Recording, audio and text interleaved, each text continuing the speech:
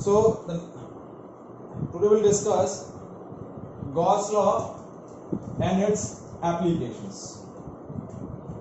Now, what is the Gauss theorem or Gauss law? Basically, Gauss theorem or Gauss law is an important tool of electrostatic, and basically this theorem is used to determine the total flux associated with the closed surface due to the charges.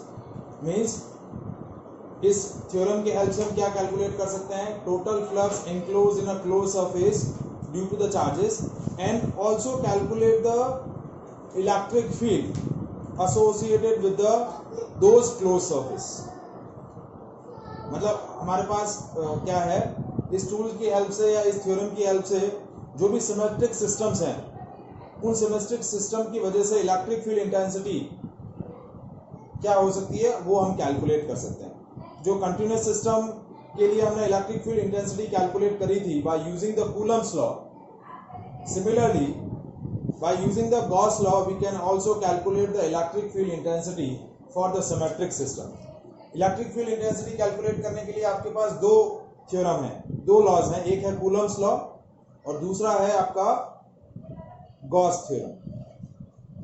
तो Gauss theorem से दो parameters आपके calculate हो सकते हैं. एक तो आपका total electric flux associated with the close surface, and second electric field intensity for that close surface.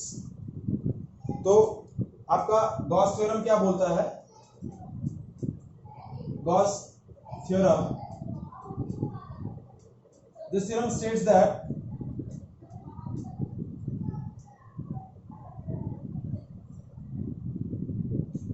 total electric flux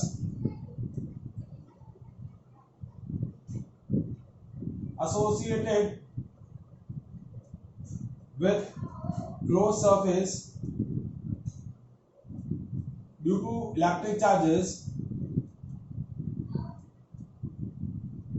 or we can say that area integral of electric field over a closed surface is equal to 1 upon epsilon naught times total charge enclosed by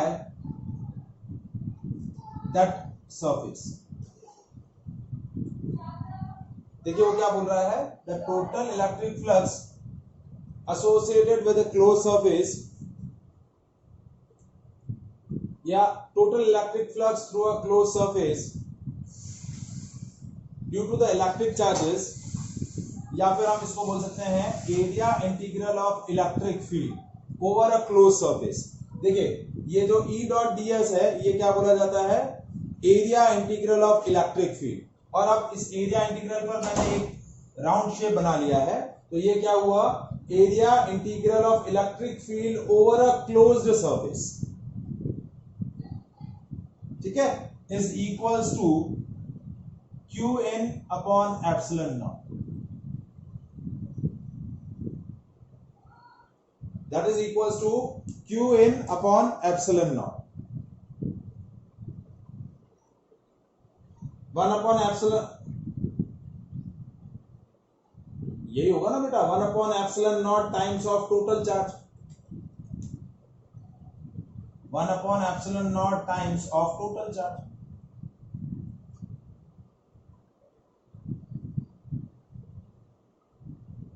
So that is called Gauss theorem.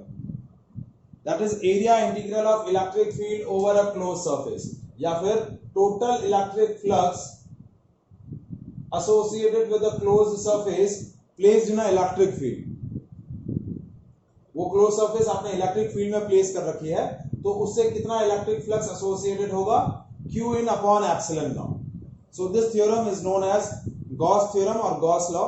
और इस theorem की help से आप क्या calculate कर सकते हैं? Electric field intensity due to the symmetric system. अब ये जो area integral of electric field over a close surface कितना आया आपका? q in upon epsilon naught. इसका प्रूफ हम ऑलरेडी डिस्कस कर चुके हैं. ठीक है, फिर एक बार वापस से हम इसका प्रूफ डिस्कस कर लेते हैं। Proof of the Gauss theorem.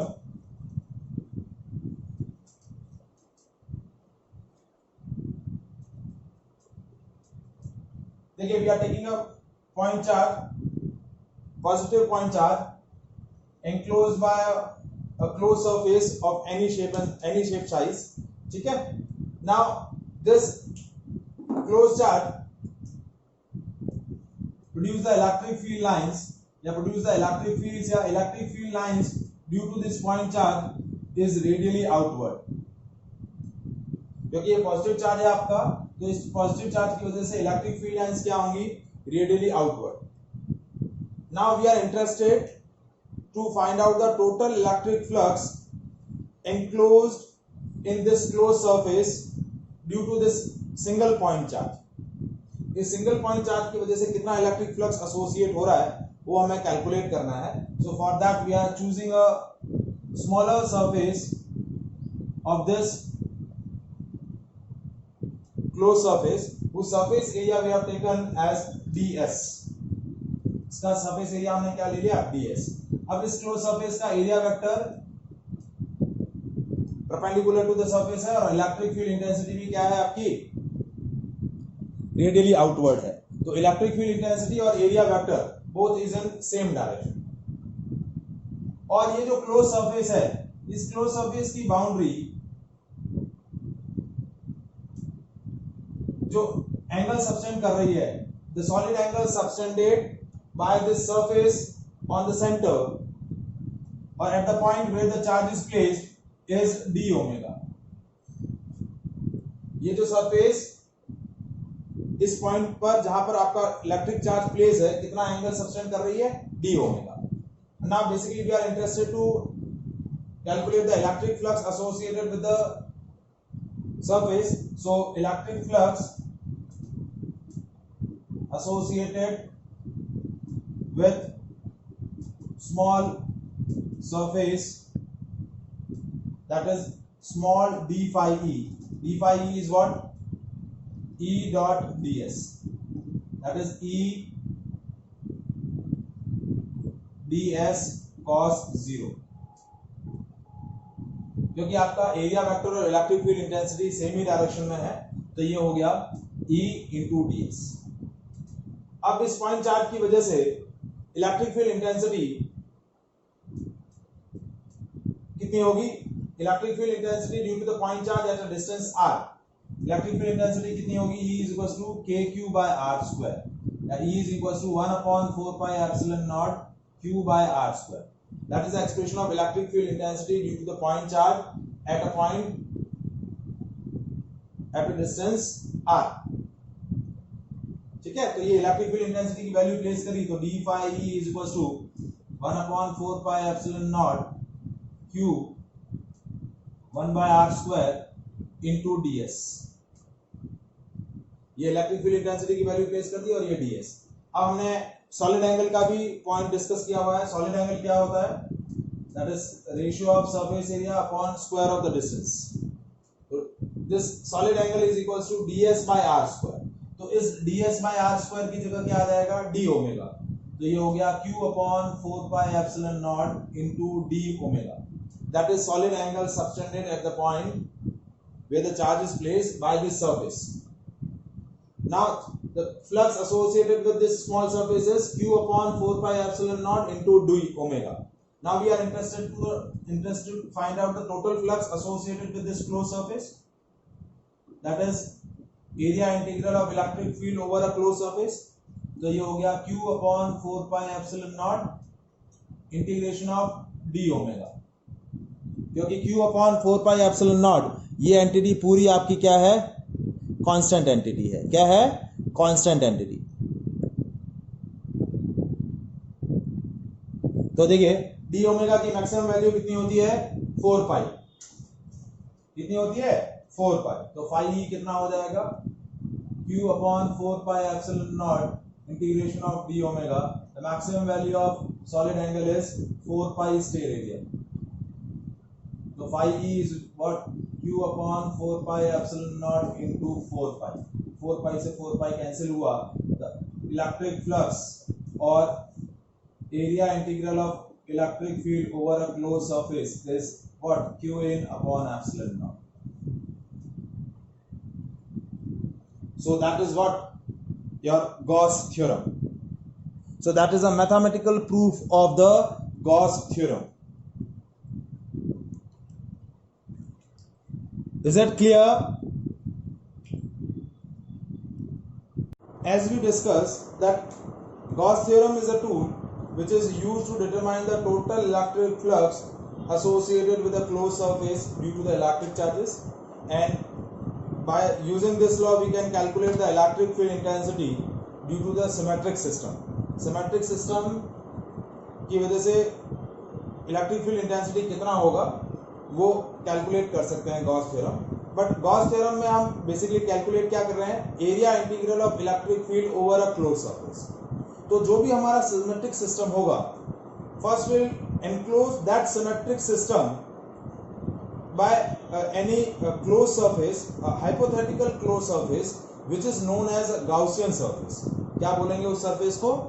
Gaussian surface. जैसे कोई भी एक symmetric system है, for example if we are taking a spherical cell which contain a significant amount of charge. अब उस spherical cell की वजह से हमें electric field intensity calculate करनी है किसी एक पर्टिकुलर पॉइंट पर. तो हम क्या करेंगे? First we enclose the charge associated with that spherical shell by a hypothetical close surface. क्योंकि हमारा गॉस थ्योरम क्या बोल रहा है? Area integral of electric field over a close surface is q in upon epsilon naught.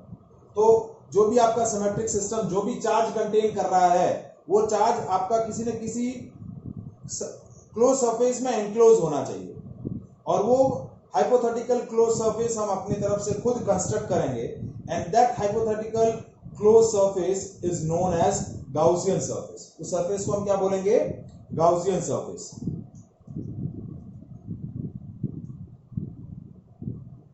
Physically यानी ऐसा कोई surface होता नहीं है, जस्ट हम हाइपोथेटिकल एक सरफेस इंक्लोज करेंगे उस सिमेट्रिक सिस्टम का चार्ज एनक्लोज करने के लिए. अब इस गाउसियन सरफेस की कैरेक्टरिस्टिक क्या है कि गाउसियन सरफेस के हर एक पॉइंट पर electric field intensity radially outward रहेगी और कांस्टेंट रहेगी. सो that is the most important characteristic of Gaussian surface. At the Gaussian surface, at each and every point on the Gaussian surface, electric field intensity is radially outward and constant. Electric field intensity उस Gaussian surface के सारे points पर constant होगी और radially outward रहेगी. ये आपका important characteristic है उस गाउसियन सरफेस के लिए. तो जब भी हमें किसी भी सिमेट्रिक सिस्टम की इलेक्ट्रिक फील्ड इंटेंसिटी कैलकुलेट करनी है गॉस थ्योरम की हेल्प से, तो हमें दो काम करने हैं. पहला वह कि उस सिमेट्रिक सिस्टम का जितना भी चार्ज है उस चार्ज को हमें एनक्लोज करना पड़ेगा एक हाइपोथेटिकल सरफेस से. वो हाइपोथेटिकल क्लोज सरफेस क्या बोली जाएगी? Gaussian surface. First we enclose the whole charge of that symmetric system by the Gaussian surface. Or second point, we suppose that at each and every point on the Gaussian surface, electric field intensity is constant. Gaussian surface के सारे points पर field intensity क्या होगी? Constant. Is that clear?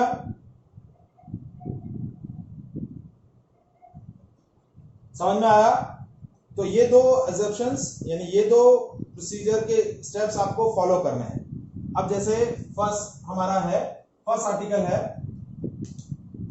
Electric field intensity due to conducting spherical shell.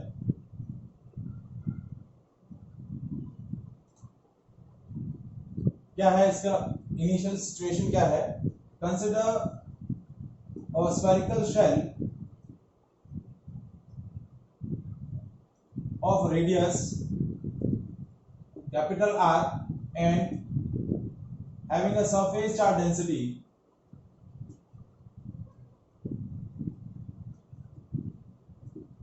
sigma.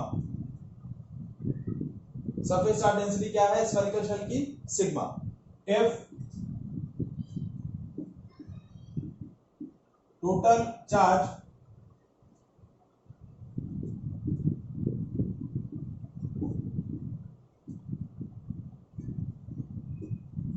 present on the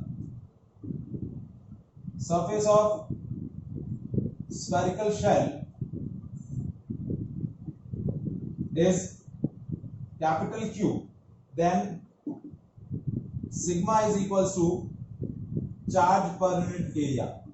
तो आपका spherical shell है, उसकी radius r है, उसकी सरफेस चार्ज डेंसिटी सिग्मा है। यदि वो टोटल कितना चार्ज कंटेन कर रही है q, तो सिग्मा की वैल्यू क्या हो जाएगी q upon 4 pi r square, यानी आपका q का वैल्यू कितना हो गया sigma into 4 pi r square. That is the total amount of charge contain by that spherical shell. अब आपका स्फेरिकल शेल कैसा है, कंडक्टिंग स्फेरिकल शेल है।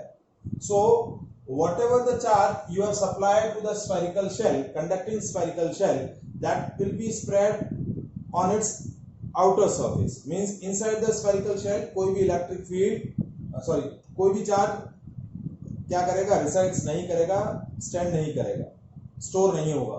whatever the charge you have supplied to the conducting spherical shell, that will be spread on its outer surface, उसकी outer surface पे क्या हो जाएगा, spread out हो जाएगा। जैसे मैंने क्या किया, एक स्फेरिकल शेल लिया, ये मेरा स्फेरिकल शेल है, इसकी रेडियस r है, ठीक है, और जो भी चार्ज मैंने इसको सप्लाई किया वो चार्ज इसकी आउटर सरफेस पर इस तरह इसकी सरकमफेरेंस पर इक्वली डिस्ट्रीब्यूट हो जाए।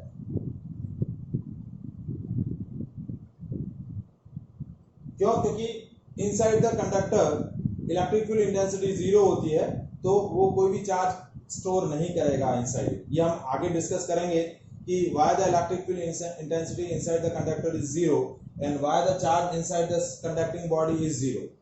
That we will discuss later on by using the Gauss theorem. Gauss theorem की हेल्प से ये चीज कैलकुलेट करेंगे, बट अभी के लिए ये ध्यान रखना है कि whatever the charge we have supplied to the conducting spherical shell, that will be spread on its circumference boundary, उसकी बाउंड्री पर स्प्रेड आउट हो जाएगा, ठीक है। Now we are interested to find out the electric field intensity due to this spherical shell at a point P which is outside the spherical shell। अब हमें क्या करना है, इस पॉइंट P पर इलेक्ट्रिक फील्ड इंटेंसिटी कैलकुलेट करनी है which is outside the spherical shell, और इस पॉइंट P की सेंटर ऑफ स्फेरिकल शेल से कितनी डिस्टेंस है, स्मॉल r। कितनी डिस्टेंस है, small r। Now what we are interested to find the electric field intensity at point P which is the outside the shell, यानी आपका ये जो डिस्टेंस है that is more than the radius of spherical shell। तो आपका first जो case है, electric field intensity due to the conducting shell at a point outside the shell. तो इस पॉइंट पर फील्ड इंटेंसिटी कैलकुलेट करनी है। तो कैसे फील्ड इंटेंसिटी कैलकुलेट करेंगे, देखिए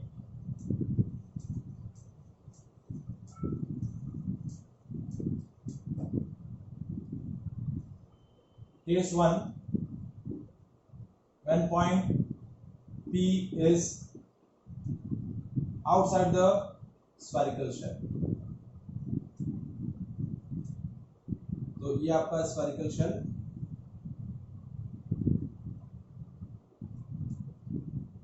ये सेंटर, ये radius r। Now the charge supplied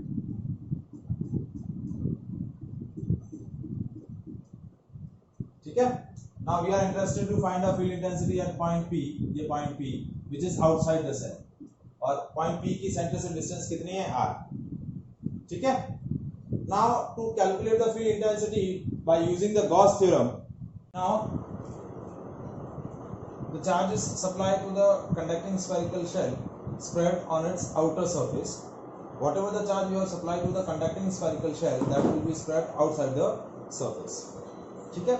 Now as we discussed that to find the field intensity at any point by using the Gauss theorem, first we enclose the charge supplied to that symmetric system। जो भी charge आपने symmetric system को supply किया है, that we have enclosed by a closed surface, and for that we have draw a hypothetical Gaussian surface which encloses the charge। तो इस point P से small r radius की एक Gaussian surface draw करेंगे,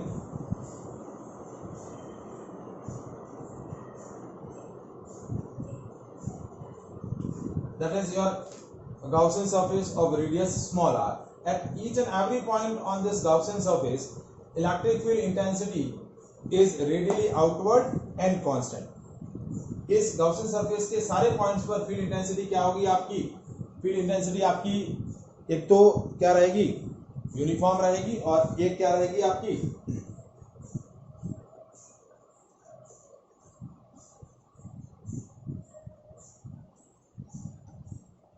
radially outward and constant. So electric field intensity and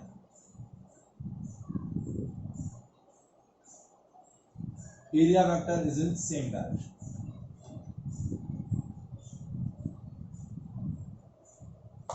So now we apply the Gauss theorem. We have calculated the area integral of electric field. So area integral of electric field क्या होता है? Over a closed surface is E dot ds. So that is E ds cos 0. Why we are taking cos 0? Because area vector and electric field is in same direction. Now as we discussed, at each and every point on the Gaussian surface electric field is uniform. तो uniform है तो बाहर आ जाएगा area integral of ds. अब ये जो Gaussian surface है, इस Gaussian surface का एरिया क्या रहेगा? स्फेरिकल Gaussian surface है तो that is 4 pi into small r square, क्योंकि इस Gaussian surface की रेडियस क्या है?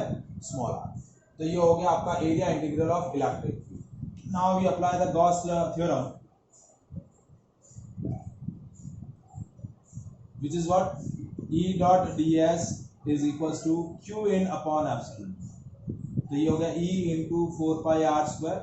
अब इसके अंदर कितना चार्ज इनक्लोज है? that we have discussed. Q is equals to sigma into 4 pi r square. तो ये हो गया sigma into 4 pi r square upon epsilon. तो देखिए ये 4 पाई से ये 4 पाई कैंसिल हो गया, तो electric field intensity at point P क्या आया? Sigma capital R square upon small r square into epsilon. So that is the expression of field intensity at point P which is outside the shell.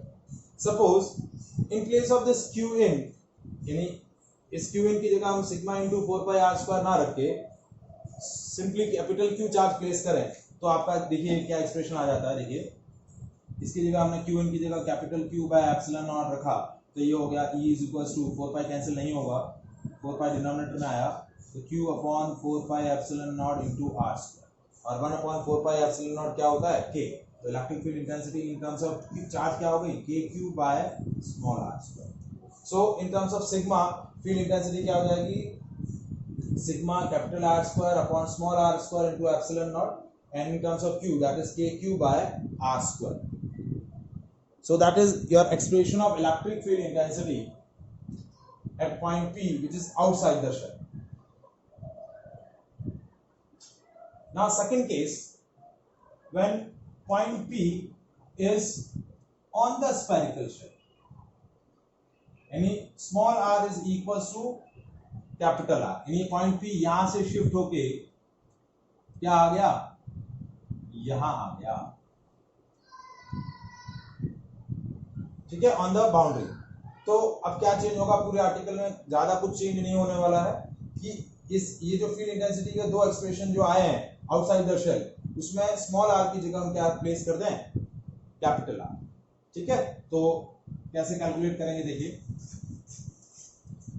EP is sigma r square upon small r square into epsilon naught. So when r is equals to r, तो यहाँ आ जाएगा small r की जगह capital R. ये r square से r square cancel हो गया. इलेक्ट्रिक फील्ड इंटेंसिटी क्या हो गया? On the shell sigma upon epsilon. और in terms of Q electric field intensity क्या आ जाएगी? KQ by R square, capital R square. Small r की जगह क्या आ जाएगी? ये दो एक्सप्रेशन थे आपके electric field intensity at a point outside the shell. ये दो एक्सप्रेशन हो जाएंगे electric field intensity at a point on the spherical shell. Now third case, when the point P is inside the shell. ठीक है, so that we have discussed.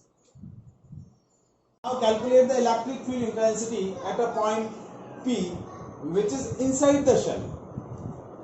Point P कहाँ आ जाए अब? Inside the shell.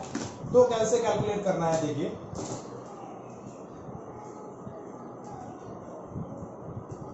Next is electric field intensity due to the spherical shell, conducting spherical shell at a point P which is inside the shell. मतलब this time small r is less than capital R. Point P is inside the conducting spherical shell. तो field intensity कैसे होगी देखिए, calculate करते हैं. So again we are drawing a conducting spherical shell of radius capital R, ये centre है, and the total charge supply to the spherical shell is same as the capital Q. Capital Q is sigma into 4 pi r square. Now this time point P is inside the shell. ये point P है और point P की जो location है वो centre से distance जो है वो स्मॉल r है. ठीक है.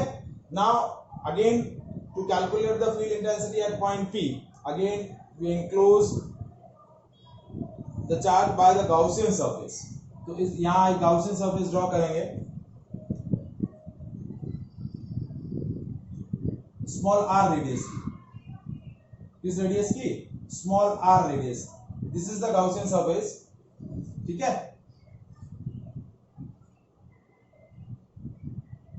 जिसकी रेडियस कितनी है? Small r. ये स्मॉल आर, ये डिस्टेंस और ये डिस्टेंस सेम है. ये आपका पॉइंट P है which is inside the shell. So at each and every point field intensity is radially outward and constant. यानी इलेक्ट्रिक फील्ड इंटेंसिटी और एरिया वेक्टर दोनों क्या रहेंगे? कांस्टेंट रहेंगे, मतलब सेम डायरेक्शन में रहेंगे. तो area integral of electric field over a close surface क्या आएगा? E ds cos 0. Electric field constant है तो बाहर आ जाएगा इंटीग्रल साइन से. इंटीग्रेशन ऑफ ds, तो इसकी वैल्यू हो जाएगी E into 4 pi r square. Now apply the Gauss theorem. Gauss theorem क्या बोल रहा है? E dot ds is equals to q in upon epsilon naught. तो E dot ds की वैल्यू है E into 4 pi r square.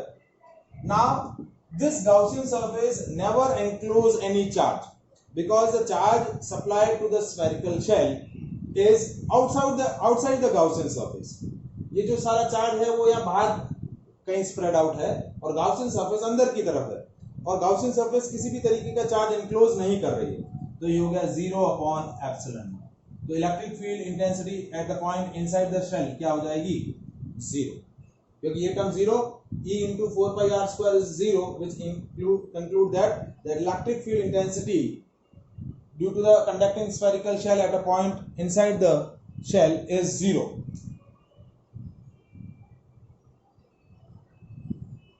Is it clear?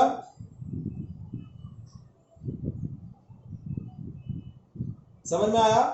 तो देखिए outside the shell, यदि point P outside the shell था तो electric field intensity कितना था? Sigma r square upon small r square upon epsilon naught. यही पॉइंट P आपका shell पे था तो आपकी इलेक्ट्रिक फील्ड इंटेंसिटी कितनी थी? Sigma upon epsilon naught. यही पॉइंट P आपका इनसाइड द शेल हुआ तो इलेक्ट्रिक फील्ड इंटेंसिटी क्या हो गई? 0.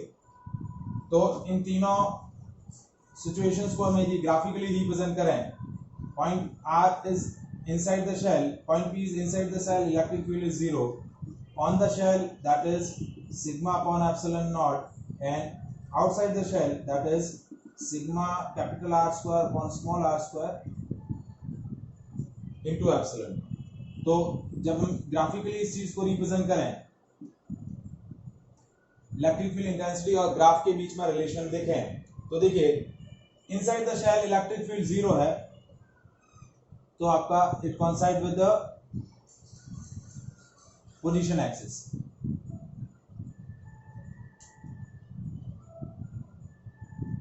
जैसे ही ये रेडियस, ये डिस्टेंस रेडियस के इक्वल हो गई तो क्या होगा? आपका इलेक्ट्रिक फील्ड इंटेंसिटी मैक्सिमम हो जाएगी.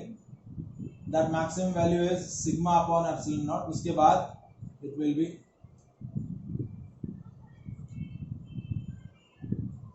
इस तरीके का आपका ग्राफिकल रिप्रेजेंटेशन होगा इलेक्ट्रिक फील्ड इंटेंसिटी का due to the spherical shell. कौन सी लाइन को टच नहीं होगी?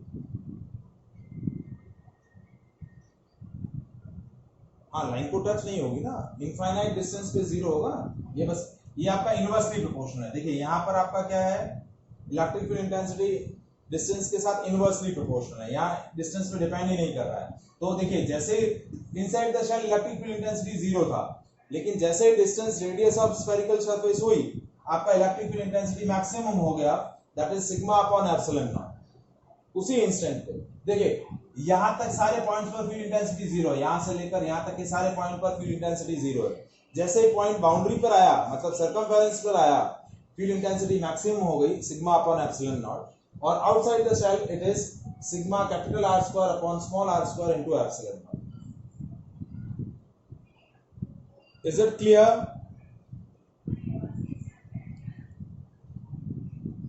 Any doubt? अब हमने क्या कैलकुलेट किया, electric field intensity due to the conducting spherical shell. अब इसी कंडक्टिंग स्फेरिकल शेल के लिए हम पोटेंशियल की वैल्यू कैलकुलेट करते हैं। क्या कैलकुलेट करते हैं? Electric potential due to conducting spherical shell at a point outside the shell, inside the shell और ऑन द सरफेस। और इसके लिए हम क्या रिलेशन यूज करेंगे?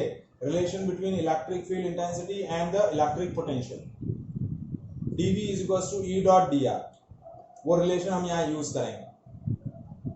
ठीक है, तो नेक्स्ट हमारा आर्टिकल है, इसी से कनेक्टेड है, क्योंकि हमारे पास इलेक्ट्रिक फील्ड के 3 वैल्यूज दे रखे हैं, तो उसके बेसिस पे हम इलेक्ट्रिक पोटेंशियल कैलकुलेट कर लेते हैं। तो electric potential due to conducting spherical shell, case 1, when point P is outside the shell. Case 1, when point P is outside the shell, यानी small r is bigger than capital R, यानी ये आपका spherical shell है r radius का, और ये point P है जिसकी डिस्टेंस रेडियस से ज्यादा है। तो इस पॉइंट पर आपका पोटेंशियल क्या होगा? ठीक है, अब आउटसाइड द पॉइंट पर फील्ड इंटेंसिटी कितनी है? यहाँ पर फील्ड इंटेंसिटी कितनी है? Sigma R square upon small r square into epsilon naught. अब देखिए आपका फील्ड यूनिफॉर्म है, the field created by the spherical shell is uniform, क्योंकि हमने डिस्कस किया था कि field is always uniform, constant and radially outward. तो पोटेंशियल क्या हो जाएगा? E into d. ठीक है, ये आपका जब आपका फील्ड यूनिफॉर्म होता है तो पोटेंशियल क्या होता है? Electric field into gap separation. तो यहाँ पोटेंशियल क्या हो जाएगा? Sigma R square upon small r square into epsilon not into capital R, sorry into small r, क्योंकि इस पॉइंट की सेंटर से डिस्टेंस कितनी है? Small r. तो ये स्मॉल आर से ये स्मॉल आर कैंसिल, तो पोटेंशियल कितना आ जाएगा? Sigma capital R square upon small r square into epsilon not. और यदि इसको क्यू के टर्म में कैलकुलेट करें तो क्यू के टर्म में क्या है? Electric field k q by small r square, ये हो जाएगा k q by small r square into small r, तो स्मॉल आर से small r cancel, that is k q by r. तो that is the electric potential at point P which is outside the shell. Is it clear? समझ में आया potential का logic? Simple कुछ नहीं किया, फील्ड को डिस्टेंस के साथ मल्टीप्लाई कर दिया है।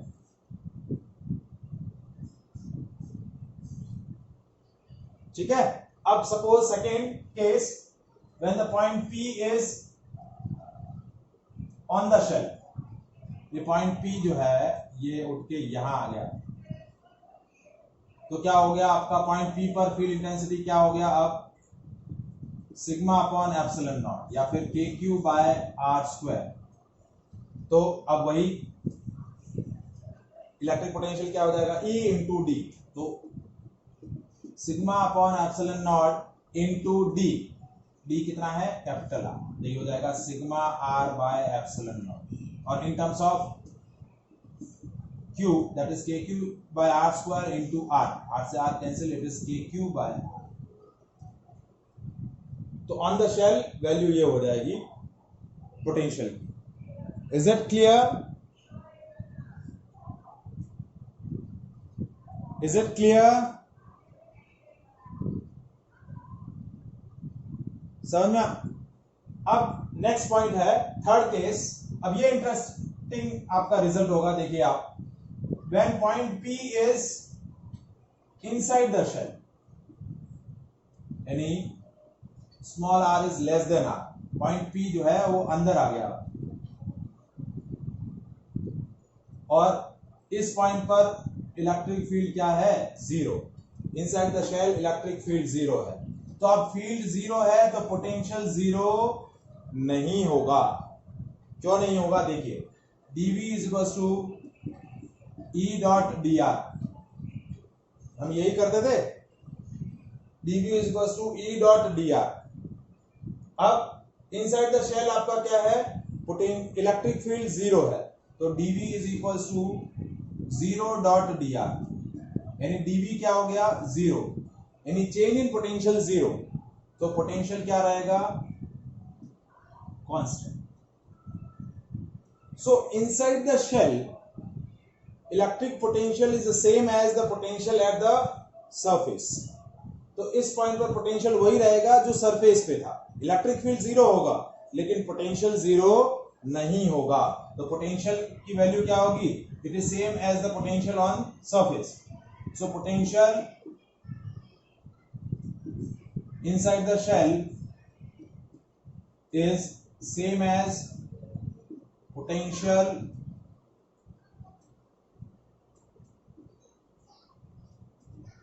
On surface. और सरफेस पर इसकी वैल्यू क्या थी, sigma upon epsilon not into r या फिर k q by r. Sigma upon epsilon not into r और k q by r. So inside the shell electric field is zero but electric field intensity is not zero. Electric field intensity is zero but electric potential is not zero.